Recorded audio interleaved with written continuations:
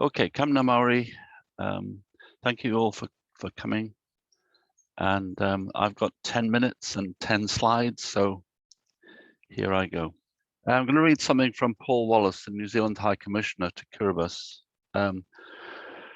The social development goals are the global blueprint for the development progress that we all wish to see. The social development goals expanded the global development agenda to include challenges that extend beyond national boundaries, like addressing climate change and stewardship of all of the world's oceans.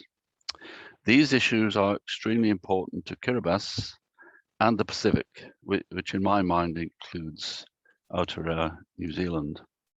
So what I'm going to present to you is sort of a showcase really of something I've been working on for many years and have published in various ways, including a book that's just about to come out with the title that's on the screen there. The higher ground refers to various things, but I'm going to take it to mean, among other places, New Zealand. And that's significant because the largest diasporic community of Kiribati, and among those I-Nikunau, outside Kiribati, is living in New Zealand, in various places from Southland through to Canterbury, Timaru, South Canterbury, the Marlborough area, Wellington, Kapiti Coast, and up through to Hamilton, and of course South Auckland and Warkworth, north of Auckland. So it has a New Zealand angle. And I listen to people introducing themselves. I can see that although I was expecting many people interested in New Zealand here, I can understand there's quite a wider group than that. So I'll keep it a mix of New Zealand and further afield. I guess the thing about Nikunau and the rest of Kiribati is that the maximum elevation is 3 meters, and I believe it's actually just about 2 meters. doesn't allow very much space for sea level rise, and so that's part of the higher ground thing. But the higher ground is much more, I think, than that. It's really about higher ground in terms of economics and social and cultural and other sort of matters.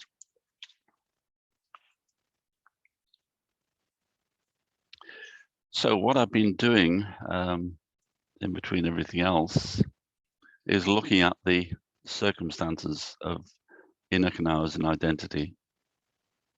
And I've looked back to prior to the first contact with Europeans in 1767 apparently, and traced it through to things through to today, or traced backwards from today to there, and looked at their circumstances using these various categories.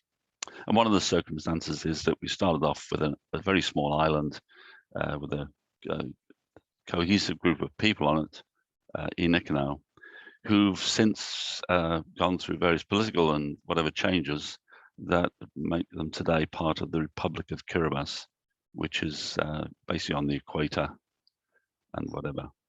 Anyway, today's geographical circumstance of Nikunau, apart from the N here in the middle, which is where Nikunau is, somewhere in there, these Ds are diasporic communities, which include a couple of people near London there, Australia, Solomon Islands, the Line Islands, which is actually officially now part of Kiribati, Tarawa, and then various places in New Zealand that I've already mentioned. And the population of I-Nikunau as a society has gone up from 2,000, about 1,800, to nowadays 7,000. And the biggest concentration of I-Nikunau now is not on Nikunau, but on Tarawa, which is the main island of the Republic of Kiribati. But there's, apart from a few, maybe 100 or so I-Nikunau plus in New Zealand, there's also about 2,000 or 3,000 Kiribati in New Zealand for various reasons, which I'll go into soon. So these things are worth studying, and what I've written about covers various things that have brought these changes about. So demographical circumstances, we still get people living on Nikunau in traditional dwellings, doing traditional things or non-traditional things. Perhaps collecting coconuts is a commercial global capitalism type thing, for copra, that is. We've also got people, RSE workers, Warkworth and down in the South Island here. We've got various people living in Auckland, and if I can just shift you out, we've got people working in Auckland. That's the Puhoi cheese factory, where there were some Kiribati workers until quite recently, pretty much manning that factory in Puhoi. So if you buy Puhoi cheese, for a long time you were getting Kiribati cheese or cheese prepared by Kiribati. Organizationally, from a sort of a whole society and groups in society built around a tabernacle of ancestors, the Kiribati Manyaba or the I-Nikunau Manyaba, these are branched out. And so nowadays we find people in community organizations performing in London. We've got political organizations that are reminiscent of Westminster. We've got churches of all shapes and sizes, Protestant and Catholic in the main. And we've got people in Kiribati on Nikunau baking bread in a slightly fundraising church sort of way. And we've got students in Otago and Canterbury and elsewhere. And we've got nurses, etc., in New Zealand, in hospitals and in old people's homes and rest homes and all that sort of thing. There's quite a change in the nature of the organizations in I-Nikunau and Kiribati are involved in compared to traditionally. And what I've actually done in the research monograph I've written, I brought those things out. Significant areas, the church, here, the most significant buildings on Nikunau actually now are churches, like that one you can see there.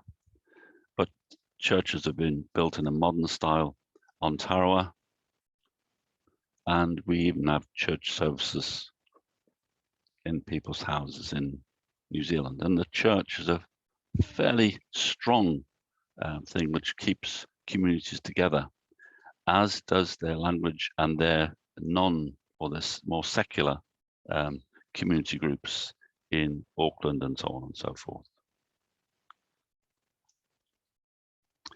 Economically, the people have moved on from subsistence through to being involved on the fringe of whaling, the coconut oil industry, and in New Zealand in urban services and whatnot.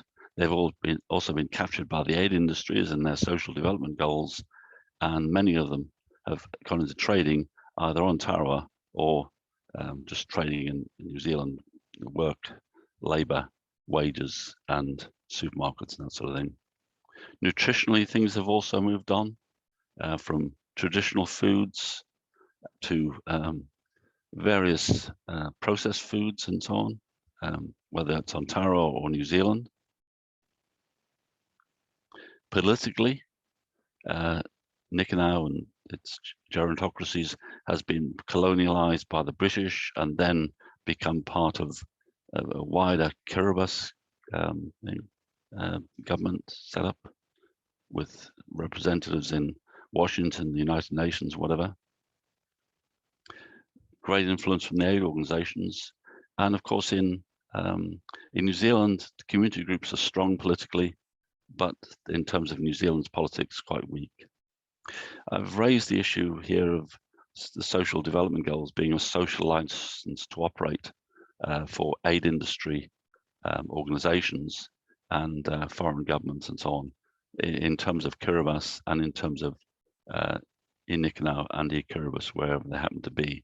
And I think the SDGs shouldn't just be seen as something that's instrumental and doing good.